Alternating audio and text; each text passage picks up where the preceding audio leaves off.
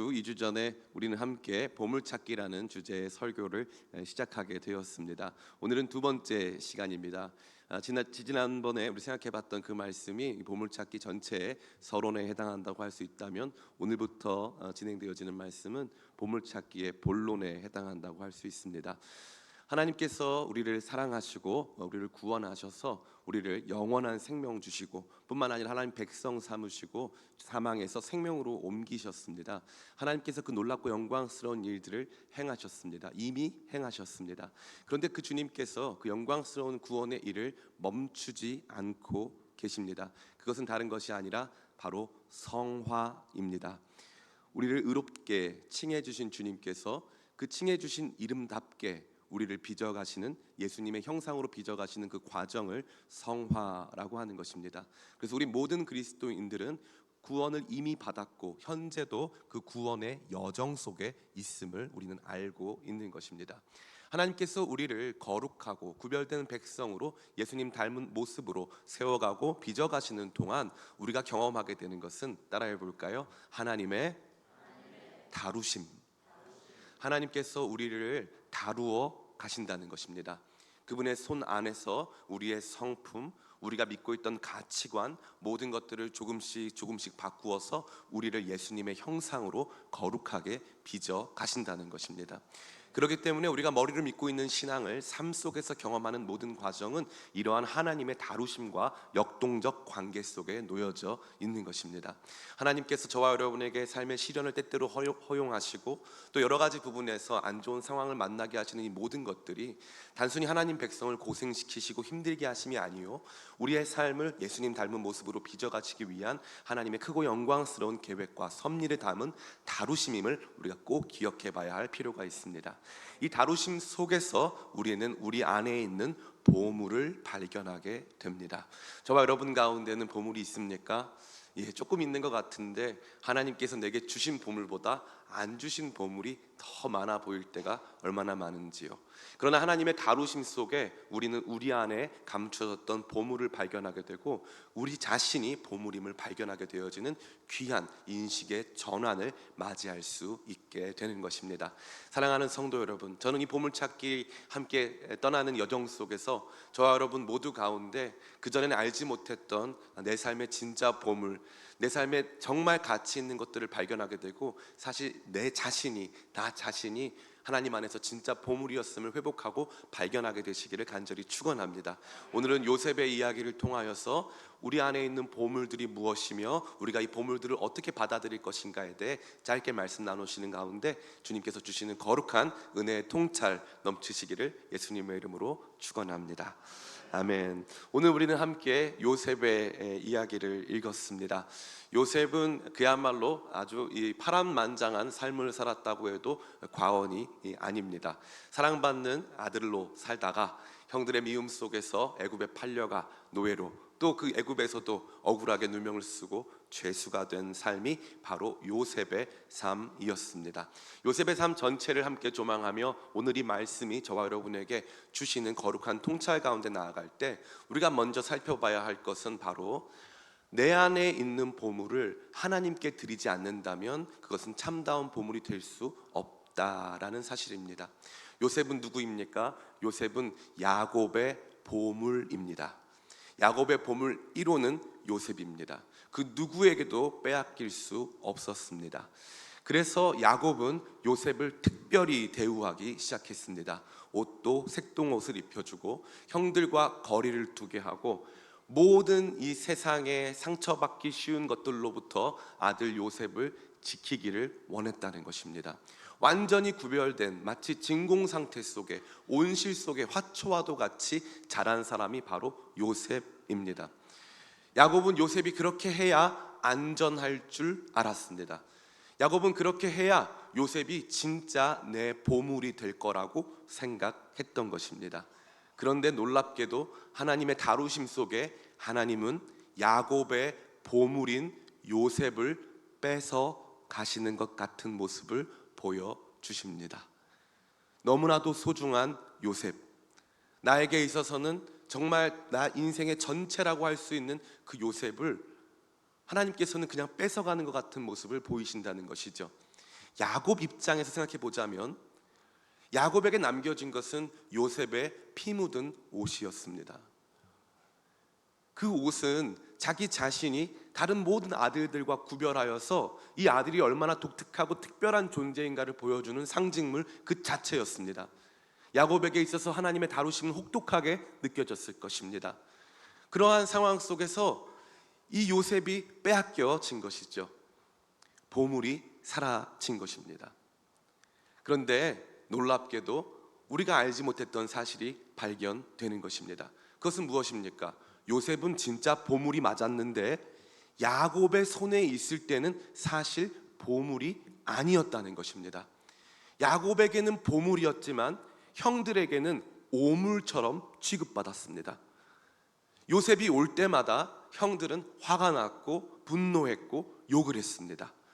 형들은 요셉 때문에 자기 자신들의 삶이 비참해진다고 느꼈다는 것이죠. 야곱에게 요셉은 복이었지만 형제들에게 요셉은 그야말로 독 그 자체였습니다. 가정 안에서 갈등의 중심에 놓여진 인물이 바로 요셉이었다는 것이죠. 그런데 너무나도 놀랍게 하나님께서 하나님의 손에 이끌려 붙드사 인도하신 요셉의 삶은 진짜 보물이 되고 있었습니다. 야곱은 몰랐어요. 내 아들이 이렇게 탁월한 존재인 줄을 몰랐다는 것입니다. 어디 곳에 가도 노예가 되어서 생활의 한 복판에 가도 요셉은 거기서 총무가 되는 사람입니다. 그는 감옥에 갖다 놔도 총무를 하는 사람이에요. 그는 실망하거나 좌절하는 사람이 아니었다는 것입니다. 아빠가 씌워놓은 보호막보다 그는 더 강력한 보호막을 가지고 있었다는 것이죠. 그는 더 강인한 사람이었고 더 탁월한 사람이었습니다. 아빠 품에 오히려 그의 가능성, 그가 가지고 있었던 잠재력이 오히려 묻혀 있었다는 것이죠. 하나님의 보물 찾기는 거기서 시작되는 것입니다. 내 인생의 보물을 하나님께 드리기 시작할 때 하나님께서 그 보물을 진짜 보물로 만들어가고 있었다는 사실입니다. 요셉 한 사람과 야곱 한 사람에게만 보물이 된 것이 아니라 이 요셉의 삶은요, 단순히 자기 자신이 총리가 된 것을 넘어서서 요셉이 총리에 재위하는 기간 동안 애굽의 경제적인 상황과 재정이 확충될 뿐만 아니라 인근 모든 지역의 사람들의 삶이 기근 속에서도 살아남을 수 있을 만큼 생명의 구원자의 삶을 살게 된 것입니다. 뭐가 진짜 보물입니까? 내가 소중히 여기고 가치 있게 여기고 내 품에 두고 나의 보호막에 둘러쳤을 때의 보물입니까? 아니 하나님의 손에 올려드렸을 때 보물입니까? 하나님의 손에 올려드렸을 때 진짜 보물이 완성되는 것입니다. 여러분 모두 각자가 애착하고 집착하고 있는 것들은 무엇입니까? 우리의 시간, 우리의 건강, 우리의 재정, 우리의 능력, 우리의 관계, 우리가 가지고 있는 명예, 이 모든 것들이 우리 손에 있을 때 더 안전한 보물일 거라고 우리는 생각합니다. 세상에서 빼앗기지 않을 때 내 삶에 갖추어진 이 보물이 더욱 나를 가치 있게 할 거라고 생각합니다. 그러나 그렇지 않습니다. 하나님 손에 올려드려지지 않은 재정, 하나님 손에 올려드려지지 않은 건강, 하나님 손에 올려드리지 않은 우리의 삶의 기회와 가치들은 모두 세상의 보물이 아니라 때때로 세상의 오물이 될 때가 너무나도 많다는 것입니다. 때때로 세상에 복이 되는 것이 아니라 세상에 독이 될 때가 너무나도 많다는 것이죠. 사랑하는 성도 여러분, 주님께서는 오늘 저와 여러분에게 말씀하십니다. 너에게도 요셉 있지? 라고 물어보시는 거예요. 애착하고 빼앗길 수 없는 그것이 우리의 삶에 있지 않냐 이 말이에요. 주님께서 가져가시면 화가 날 만한, 주님 이것까지 가져가시면 어떡합니까? 라고 하는 답답하고 화가 날 만큼 내게 소중한 것들이 있지 않냐 이 말입니다. 그런데 놀랍게도 하나님께서는요 그걸 가져가세요. 그런데 거기서 멈추는 것이 아니에요. 가져가신 그것을 진짜 보물로 만들어 주신다는 것입니다. 우리 가운데는 이 부분이 마음에 들지 않고 조금 불만족스러우신 분들이 계실 수 있습니다. 하나님이 가져가시면 내 거 아니잖아요. 하나님이 가져가시면 나랑은 상관없잖아요. 이렇게 생각하기 쉽다는 것이죠.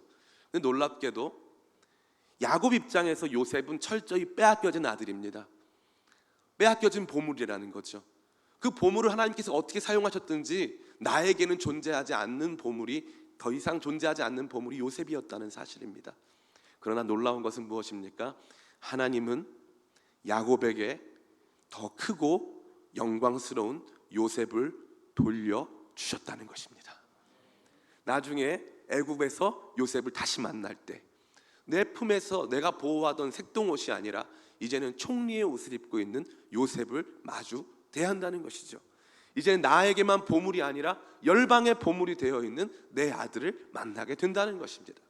그리고 마지막에 결국 내 삶이 요셉의 품에서 마지막 숨을 거둘 수 있게 되어지는 영광까지 누리게 된다는 것입니다. 하나님의 가져가심은 때로는 혹독하게 느껴지고 우리의 삶에 이해할 수 없는 것으로 받아들여질 때가 굉장히 많이 있습니다. 그러나 하나님은 절대 가져가기만 하시는 분이 아니라는 사실을 기억하시기를 축복합니다. 아브라함이 창세기 22장에서 그 아들 이삭을 품고 있을 때 하나님께서 말씀하십니다. 내 사랑하는 독자 아들 이삭을 내게 번제로 바쳐라. 키에르케고르는 뭐라고 말하냐 하면, 아브라함은 그 이전에 한 번도 경험해 본 적이 없는 전혀 다른 모습의 하나님을 그 자리에서 만났다라고 고백하고 있습니다. 그 하나님이 요청하십니다. 네 아들, 약속의 아들, 너에게 하나밖에 없는 아들, 네가 사랑하는 아들, 그 아들을 번제로 바쳐라. 하나님의 빼앗아 가심 같죠. 내 보물인데 하나님이 가져가시는 것만 같습니다. 그런데 놀랍게도 아브라함이 이 이삭을 제단에 올려놓고 잡으려고 할 때 하나님께서 말씀하십니다. 아브라함아, 아브라함아, 내 아들을 잡지 마라, 죽이지 마라. 그리고 그 아들을 다시 누구에게 돌려주십니까? 아브라함에게 돌려주십니다. 우리가 주 앞에 올려드린 재정 주님께서 돌려주십니다. 우리가 주 앞에 올려드린 삶 주님께서 반드시 갚아 주십니다. 주님께서 가져가신 것만 같고 주님께서 다 빼앗아 가신 것만 같아 보이는 삶의 시간과 어려움들과 아픔들, 그것을 정말 주님께 드렸다면, 정말 그것을 주님께 드렸다면 주님께서 그것을 나의 보물을 넘어서 이 땅의 보물로, 열방의 보물로 삼으사 더 크고 영광스러운 것으로 우리 가운데 돌려주시는 것입니다. 그러기에 저와 여러분은 이제부터 적금을 좀 드셔야겠습니다. 이 적금은 무엇입니까? 주님께 올려드려서 만긴 날 엄청난 이자와 함께 받을 수 있는 은혜의 적금인 줄 믿습니다. 단순히 여러분에게 헌금 좀 많이 하라는 말씀입니다. 아니고요. 예. 그런 말씀은 결코 아니고요. 우리의 삶을 주님께 올려드리는 그러한 성도님들 다 되시기를 축복합니다. 내가 주님께 올려드린 시간, 내가 주님께 바쳐드린 내 건강, 내가 주님께 바쳐드린 삶의 많은 기회들, 지금 봤을 땐 이른 것 같지만 더 크고 아름다운 것으로 얻는 위대한 역사인 줄을 믿습니다. 하나님 손에 올려드릴 때 우리의 삶에 가치 있다고 믿은 그 모든 것들이 아름다운 보물 될 줄을 믿습니다. 그렇게 우리 안에 진짜 보물을 찾아내는 저와 여러분 다 되시기를 간절히 원합니다. 이제 우리 두 번째로 요셉의 입장에서 함께 이 말씀을 생각해 볼 필요가 있습니다. 요셉은 어떤 사람입니까? 요셉은 상처가 많아야 하는 사람입니다. 근데 요셉에게는 뭐가 없습니까? 상처가 없습니다.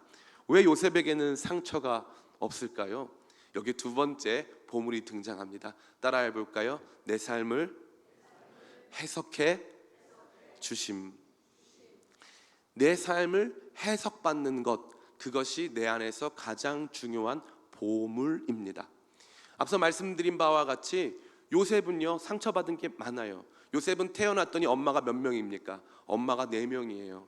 우리 엄마는 죽고 우리 엄마의 언니인 엄마가 있고 우리 엄마의 종, 우리 엄마의 언니의 종까지 해서 엄마가 3명, 4명이었는데 3명 됐죠. 예. 눈 떠봤더니 배다른 형제들이 10명, 이 다말까지 하면 11명이 있었습니다. 그 가운데 자기만 색동옷을 입고 있었어요. 아마도 요셉은 세상 모든 것을 다 잊고 싶었을 것 같아요. 아빠가 쳐놓은 보호막 바깥으로 나가면 너무 위험할 것 같아서 그냥 형들의 미움을 느꼈겠지만 애써 모른 척하면서 천진난만하게 살려고 애를 썼던 것 같습니다. 그런데 형들이 요셉을 어떻게 합니까? 요셉을 미워해요. 누가 여러분 미워하면 여러분이 모를 수 있을까요? 없을까요? 없습니다. 누가 나 미워하는데 어떻게 모를 수가 있어요? 그것도 단체로 미워하는데요. 엄마가 4명이면요 텐트가 4개입니다.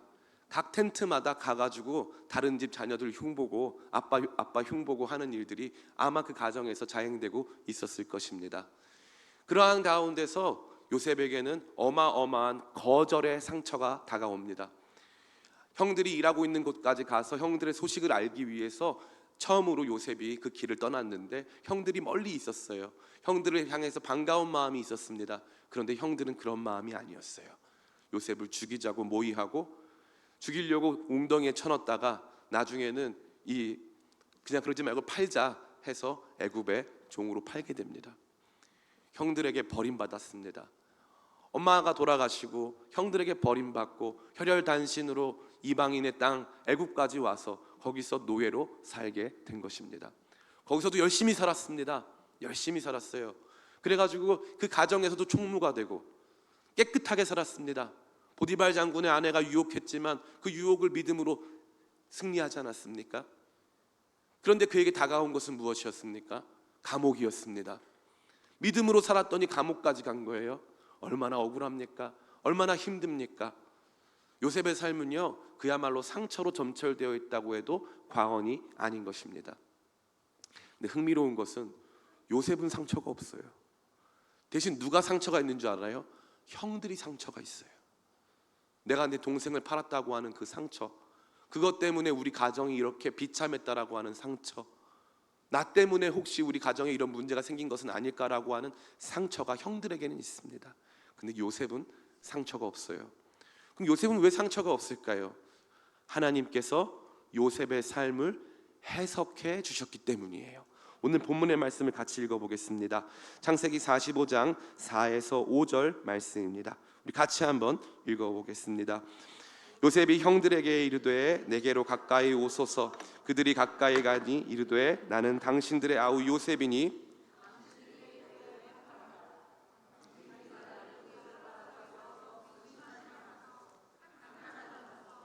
하나님이 생명을 구원하시려고 나를 당신들보다 먼저 보내셨나이다. 아멘.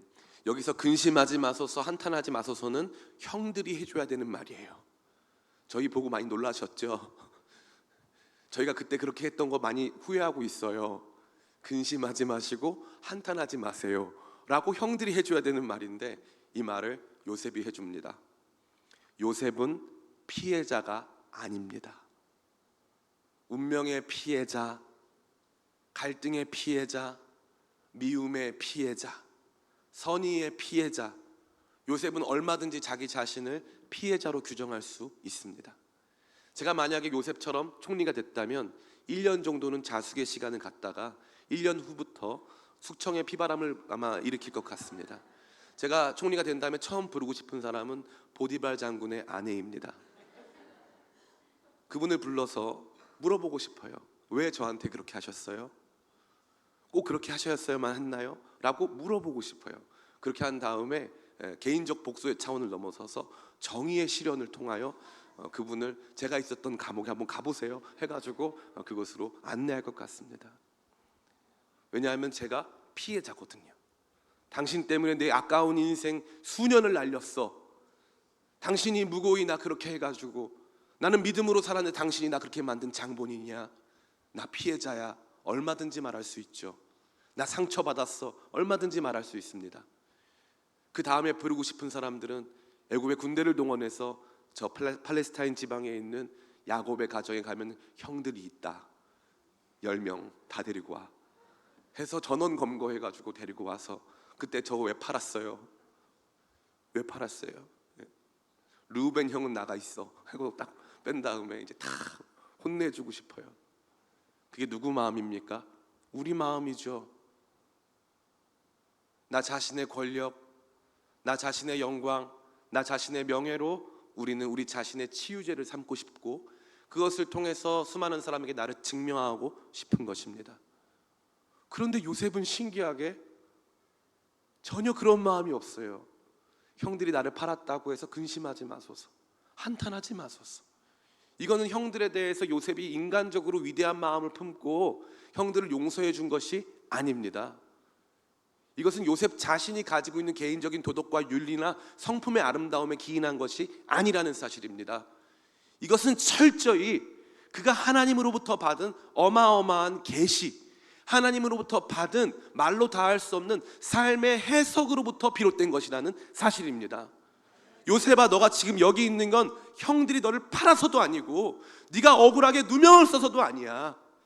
내가 수많은 사람들의 생명을 살리려고 네가 이 고난의 걸음을 걸어야 했던 거야. 너는 피해자가 아니야. 너는 생명의 구원자야 라고 주님께서 요셉의 삶을 해석해 주시는 거예요. 그러니까 그 해석이 임하니까 괜찮은 거예요. 그 고통과 어려움과 시련의 순간들에 미움이 남지가 않고 상처가 남질 않는 거예요. 아픔이 남질 않는 것입니다. 우리가 겉으로 보이는 상처는 잘 아뭅니다. 근데 안에 있는 상처는 잘 아물지가 않아요. 흉지기도 쉽습니다. 그래서 누군가를 바라볼 때 저 사람 되게 세다 이러잖아요. 흥미로운 것은 뭡니까? 우리가 나이가 40살, 50살, 60살 넘어가면 안 센 사람 본 적 있으세요? 본인은 자기가 안 세다고 생각해요. 나처럼 소프트한 사람이 없다. 그런데 아무도 세상에 소프트한 사람은 없습니다. 다 센 거예요. 왜 세졌을까요? 마음에 굳은 살이 배겼어요.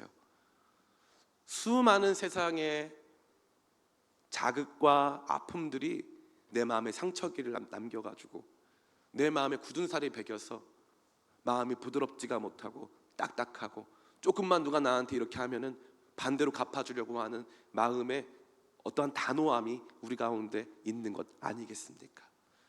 근데 요셉은 마음이 어때요? 한없이 부드러워요. 왜요? 하나님이 해석해 주셨거든요. 내게서 하나님께서 주지 않으신 것, 내가 받은 피해, 언제나 우리가 집중하는 건 거기에 있어요. 주님은 나한테 이거 안 주셨고요. 주님은 나한테 이런 상황은 안 주셨고요. 주님이 이거 가져가셨고요. 주님께서 이러한 부분에 있어서 제 삶을 충분히 보호해 주지 않으셨습니다. 저는 그래서 상황과 사건과 사람의 희생자로, 피해자로 살고 있습니다. 제 마음에 상처가 어떻게 많은지 말로 할 수가 없습니다. 저는 형들을 용서할 수가 없습니다. 말이 편안하게 나가질 않습니다. 이게 요셉의 마음이었을 것입니다. 그런데 기도 가운데, 예배 가운데 어떠한 순간이었는지는 알 수 없지만 자기 삶이 해석이 되는 거예요. 하나님이 나로 하여금 이 가장 어려운 순간에 저 수많은 사람 구원하라고 이 시간들을 주셨구나. 지나온 모든 시간들이 다 은혜였구나. 삶의 해석이 임하는 거예요.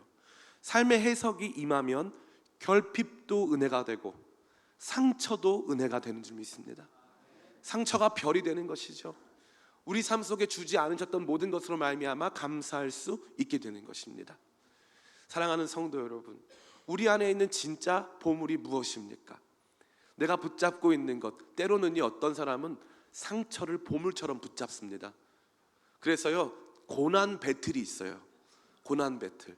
그래서 이제 누가 시작을 합니다. 내가 얼마나 힘들었는지 알아? 남편이 나 그렇게 힘들게 했어. 그리고 옆에 계신 분이 그랬구나 하면 끝나는데 반드시 뭐가 있습니까? 아이고, 말도 하지 마.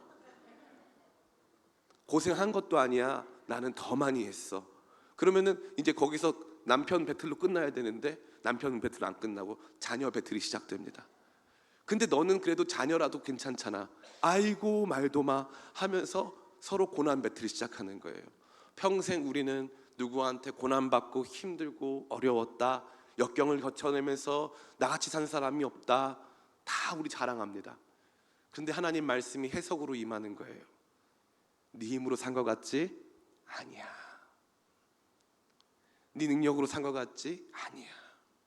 그 사람 때문에 네가 여기 온 것 같지? 아니야. 그 사건이 너를 힘들게 한 것 같지? 아니야.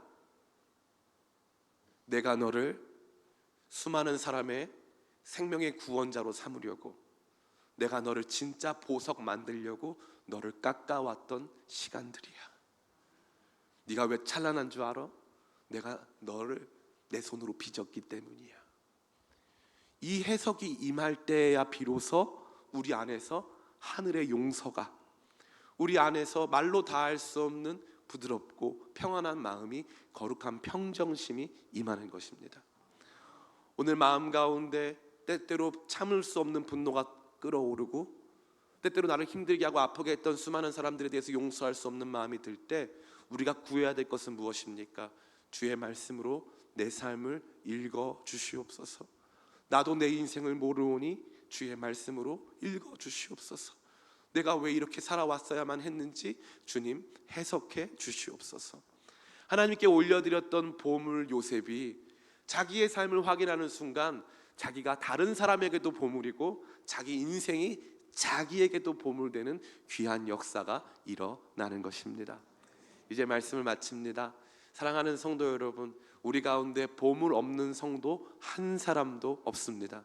하나님께서 우리 모두에게 보물을 주신 줄을 믿습니다. 그러나 그 보물을 나의 보물로 삼아서, 나의 요셉으로 삼아서 내 것으로만 간직하고 있을 때 그것은 세상의 보물이 아닌 때때로 오물이 되기 쉽습니다.